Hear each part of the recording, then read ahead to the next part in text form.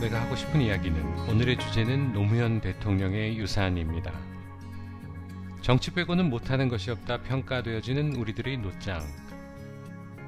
그분은 가셨지만 아직도 많은 보수파 젊은이들에게 웃음을 선사하고 계십니다. 그가 목표하였던 남북관계만 잘 되면 다 깽판 쳐도 되는 것 아닌가 하는 정치 신념은 결국 반쪽의 성공을 이루어서 깽판은 확실하게 치고 떠나가신, 인생 아주 굵고 짧게 사셨던 배울 것이 아주 많은 그런 분이셨습니다. 노무현 대통령 하면 첫 번째로 생각나는 말이 있습니다. 지금 막 가자는 겁니까? 남에게는 막 간다고 트집을 잡으면서도 자신은 진정 막 나가버린 그런 내로남불의 전형을 보여주었던, 좌파라 주장하면서 우파 정책을 시행했던, 말과 행동이 정반대였던 그 노무현 대통령이 대한민국에 남기고 떠난 것이 무엇인지 알아보고 우리는 노짱으로부터 무엇을 배워야 하는지 이야기해 보도록 하겠습니다. 상고 출신으로 사법시험에 합격한 후 판사로 임용은 되었으나 판사들 사이에서 왕따를 당하고 열받아서 때려친 후 세무 변호사로 돈벌이를 하다 보니 변호사보다는 사업가가 더 돈을 많이 번다 오판하고는 이런저런 사업에 투자했다가 다 말아먹고 빈둥거리던 차에 놀면 뭐하나 하고 시작했던 운동권들 변호사 노름을 하다가 김영삼의 눈에 띄어서 정계에 입문한 또 하나의 김영삼 폐기물이었습니다. 3당 합당으로 김영삼이 갑자기 보수파 코스프레를 시전하자 어찌할까 대가리를 굴리다가 김대중한테 붙어먹기로 합니다. 하지만 당내에서 별로 인정을 못 받고 아싸로 살고 있음에 열받아 있던 중 5.18 청문회가 시작되자 그동안 쌓여온 울분을 못 참고 전두환 대통령을 향하여 화풀이로 명패를 집어던졌는데 그것이 노무현의 인생을 바꾸어 놓았습니다. 청문회를 보고 노무현의 뻑간 운동권 쓰레기들이 정치인으로서는 최초의 빠돌이 빠순이 클럽인 노사모를 결성합니다. 노빠들은 인터넷에 서프라이즈라는 그들이 아지트를 만들어 놓고 전국적 조직을 꾸려나갑니다. 보수파의 대표 논객이라 불리우는 변희재가 이 당시 서프라이즈 웹사이트에서 게시판 청소나 하면서 노무현을 빨고 있었던 한심한 청년이었다는 것을 아시는 분들도 계실 겁니다. 아무튼 이 서프라이즈는 노무현을 대통령 만드는 중심 기지로 여론조작 댓글 부대들을 운영하면서 온갖 인터넷 사이트를 노무현 찬양, 이회창, 비방으로 만들어 결국 노무현을 대통령에 당선시킵니다. 얼떨결에 대통령이 된 노무현은 그의 주특기인 깽판치기를 10분 활용하여서 정말 이전 대통령이 보여주지 못했던 확실한 나라 말아먹기를 시연합니다. 그나마 뇌물 받는 것도 제대로 잘 못해서 꼬리가 밟히자 감옥 대신 저승을 선택했습니다. 대통령의 당선은 되었으나 당내 세력이 별로 없어서 은근 무시를 당하고 있던 중 열받아서 전라도 의원들과 일 못하겠다며 신호탄을 띄우자 노무현의 딸랑이 유시민이 동교동계가 아닌 의원들을 선동질하여서 민주당을 쪽박 깨고 열린우리당을 창당합니다. 갑자기 뒤통수를 맞은 동교동계들은 광분을 하여서 노무현 탄핵을 진행합니다. 김대중의 딸이라 자처하는 추미애의 광란극을 기억하시는 분들도 계실 겁니다. 아무튼 탄핵은 기각되었고 그 후 있었던 총선에서 탄핵을 주도했던 동교동계 의원들은 전라도에서조차 지지를 못 받고 몰락을 하게 됩니다. 총선에서 승리한 노빠 열린우리당은 100년간은 정당을 주창하면서 그들만의 화려한 전성시대를 열었습니다. 그들이 춘 광란의 춤은 대한민국을 만국의 길로 이끌었으며 정치 빼고는 다 잘한 노짱만이 지금 우리들의 기억 속에 남아 있습니다.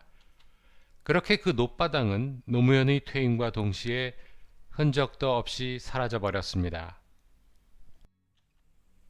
노무현의 시위 진압은 가히 역대급이었습니다. 전두환 대통령 저리 가라 하는 정도의 강력한 대응으로 수많은 민주노총 빨갱이들이 피맛을 보아야 했습니다. 삼속공화국이라 불리울 정도로 친재벌 경제정책을 펴니다. 그 당시 노무현의 오른팔이라 불리웠던 이광재의 작품이었습니다.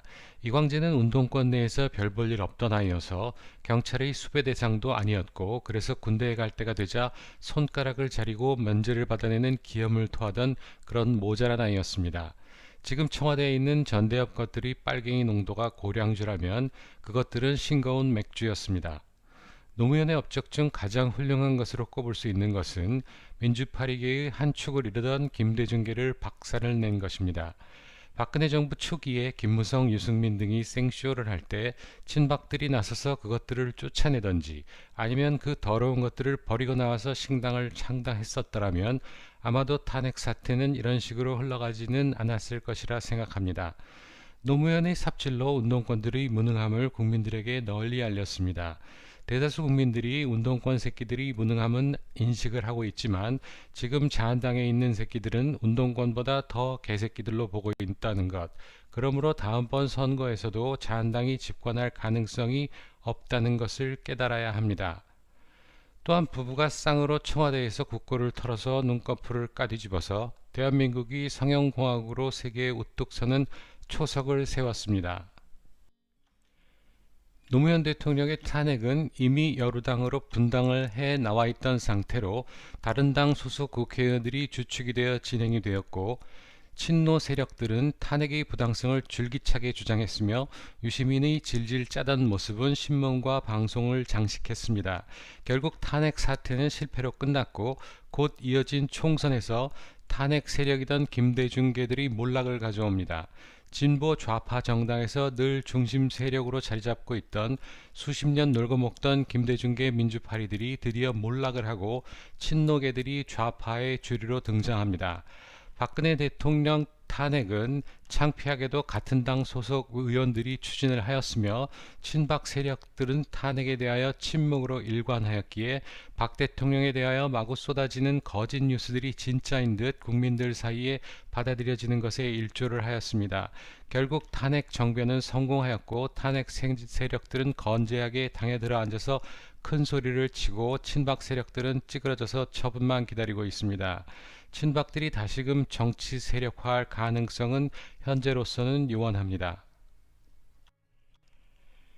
탄핵 시에도 억울함을 적극적으로 홍보하였고 노무현 사후 정계로 다시 돌아오기 위하여 국정 파탄에 뇌물받고 쪽팔려서 자살한 인간을 미화시키면서 정치에 별 관심 없는 중도층들에게 저 병신 새끼들이 진짜 무엇인가 억울한가 보다 하는 마음이 들도록 만들어서 문재인을 앞세워 다시 청와대를 차지하는 그런 저력을 배워야 합니다.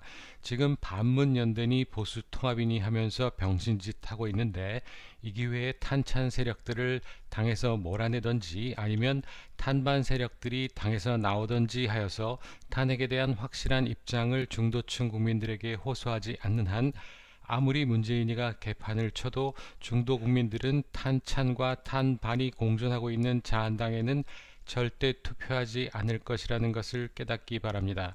중도층들의 눈에 보이는 현재의 자한당은 그저 세금 축내는 국개 새끼들의 모임일 뿐입니다. 노빠들은 뇌물 혐의로 수사를 받다가 쪽팔려 자살한 사람도 뻔뻔하게 미화를 하는데 아무런 잘못 없는 박근혜 대통령에 대하여 입닥치고도 선거에서 중도 표심을 얻으리라는 착각에서 빨리 깨어나야 합니다. 노무현 대통령은 우리들에게 노빠라는 암덩어리를 남기고 떠났습니다. 그런데 그 노빠들이 변태 변종하여 더 악성인 문빠로 변신하여서 대한민국을 더 빨리 말아먹고 있습니다. 이런 중차대한 시기에 민주파리 탄핵 세력들에 휘둘려서 보수 통합이라는 헛짓거리를 한다면 우리는 제20대 임종석 대통령을 맞이하게 될지도 모릅니다. 중도 국민들이 표심을 얻고자 한다면 탄핵에 대한 확실한 입장을 표명해야 합니다. 똥인지 된장인지 아니면 섞여 있는지 잘 모르는데 먹을 수는 없는 것이니까요. 내가 하고 싶은 이야기는 노무현 대통령의 유산은 여기서 마치겠습니다. 다음에 다시 만나요. 감사합니다.